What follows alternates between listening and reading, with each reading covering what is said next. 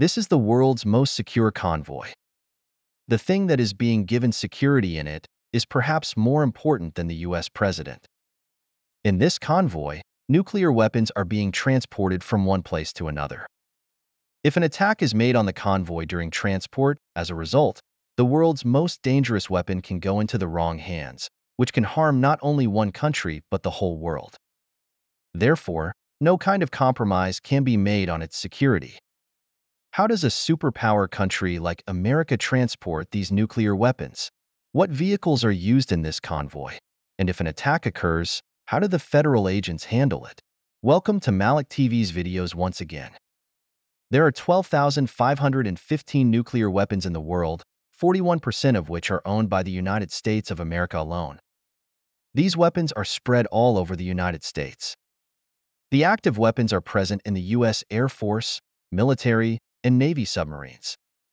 But thousands of these weapons are in storage mode. That is, these are backup weapons that are spread all over North America. But the question is, why are nuclear weapons kept spread? Nuclear weapons are always spread and hidden in different parts of the country, and this information is very sensitive. This is done so that the enemy does not attack and make them useless. The advantage of keeping it spread is that even if the enemy has to attack, he will not be able to destroy all the nuclear weapons at once. In this way, some nuclear weapons will be saved for self-defense near the country. Now that the nuclear weapons are in a safe place, why do they need to be transported from one place to another? The biggest reason for this is maintenance. Just as it is very important to maintain weapons in the military, it is also very important to maintain nuclear weapons. Obviously, there is no time for war, and neither are weapons used all the time. That's why their big mechanical parts get rusty. In addition to this, it is also very important to keep an eye on the health of plutonium or uranium in nuclear weapons, so that when it is time to use them, they do not work. Looking at all these things, nuclear weapons are installed at strategic locations. But their maintenance is done in a facility that is present at a central location. In the case of the USA, for the security and maintenance of all their nuclear weapons, a separate federal agency is present under the name of the National Nuclear Security Administration. There may be other reasons to remove nuclear weapons from strategic locations, such as security concerns. That is, if the intelligence agency finds out that the location of the nuclear weapons has been leaked, they are immediately removed from there.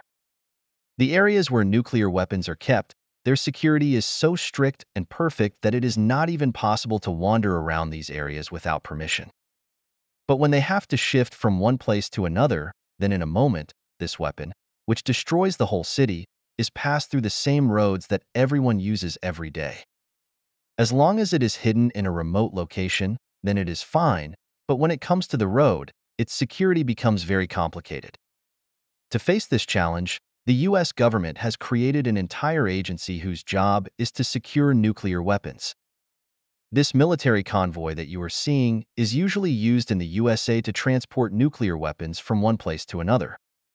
It doesn't look like such a big convoy as a VIP security convoy, but in reality, it is so secure that an ordinary person can't even think of such security. The number of vehicles in this convoy can be different because it depends on how big the nuclear weapon is and where it will go. There are police cars in front and behind this convoy whose job is to pass the convoy without stopping from the busy roads. All the cars in the middle of these police cars are the real convoy. Most of the cars in them run together at a special distance and on a special site which is called Bearcat. Calling them bulletproof will be like insulting them in their glory because they are much more secure than that. There are 4 to 6 federal agents in each of these cars whose job is to protect the convoy from attack and counterattack at the same time. You can see holes in these cars at various places with the help of which agents can fire from the inside without coming out. These agents are not ordinary people, but trained commandos who have handguns, shotguns, and assault rifles along with hundreds of thousands of rounds. If things don't work out, there's an automatic machine gun on top of the bunker. But all these weapons are only used in the event of danger if a nuclear weapon truck is attacked. During normal transport operations, these agents keep an eye on every little thing and share it with each other. All the convoy cars are connected to each other via radio. This radio communication is on 3 separate channels. On one channel, all these armored vehicles coordinate with each other in the event of an attack. On the other channel, the armored agents take updates from the other vehicles of their convoy. According to the SOP, there should be at least 7 armored vehicles in the nuclear convoy. 5 with the truck, and the other 2 1 kilometer ahead. After every few minutes, the commander in the main convoy finds out about the situation from the 2 armored vehicles in front. The purpose of dividing the communication into different channels is that if the attackers jam a radio frequency, or if there is a problem with the main convoy, then the other 2 vehicles can use their separate channels to call for help. In addition, this entire convoy is also connected to the emergency control center on a 3rd channel. The job of the control center staff is to track the location of the convoy in the event of an emergency and arrange a backup force for immediate help.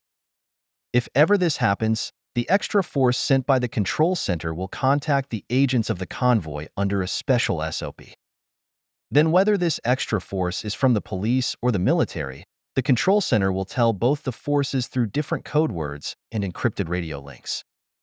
When the time comes, the 2 forces will not trust each other until the secret code told to them does not match. This is only done so that no attacker can become a fake police officer and get access to the nuclear weapon. This is only one of those countless SOPs, while agents have different SOPs to deal with every situation. The truck in the middle of this mess is not an ordinary truck because this is all security for it. To transport the nuclear weapon, this truck is completely customized. That is, it is designed specifically for this purpose. The body of the truck is made of hard steel, on which ordinary tools do not work. Neither can it be cut with a grinder, nor does the drilling machine work on it, nor can its body crack in an accident. If it is also put in fire, then its body can keep the nuclear weapon safe for the next several hours. If we talk about the driver's cabin, it is bullet and bomb-proof, and its doors can only be opened from the inside, no matter what. The strength of the truck, where it is protected from the attackers, it also has a disadvantage. Its weight is much more than a normal truck, equal to 25,000 kilograms.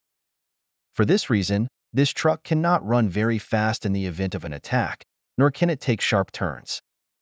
But there is another security feature hidden behind this weakness. If the attackers take hold of the truck and try to take it away from here, then the explosives on the axle of the truck will explode, which will separate the truck from the wheels and fall on the ground. Now, because it weighs a lot, it will not be possible to pull it without wheels. As for the nuclear weapon inside the truck, the access to opening its container is not even available to the convoy agents themselves. It has electronic locks on it, whose electric keys are only available with the National Nuclear Security Administration. Anyway, even if someone forcibly reaches the cargo of the truck, their reception inside the container will be done by an automatic spray gun. This is a very thick and sticky spray. When it falls on anyone, its adhesive material does not allow humans to move easily. That is, its movements are restricted. If there is anyone left in the container, it will immediately feel an electric shock, whose voltage is 6 times more than the electricity coming to the house. And yes, let me tell you that 2 helicopters of the US military are watching all this convoy at all times. When the fuel of the helicopter starts running low, the first 2 helicopters replace them and then they can leave their position. There is a separate backup force inside these helicopters, and they are also ready to cross all limits to save the nuclear weapon. Due to all these security features, the world's most dangerous weapon cannot go into any wrong hands from at least the USA. In the history of America, nuclear weapons have been transported thousands of times, but not a single convoy has been attacked. I hope you will like and share this video of Malik TV. Thank you very much for your loving comments. See you in the next great video.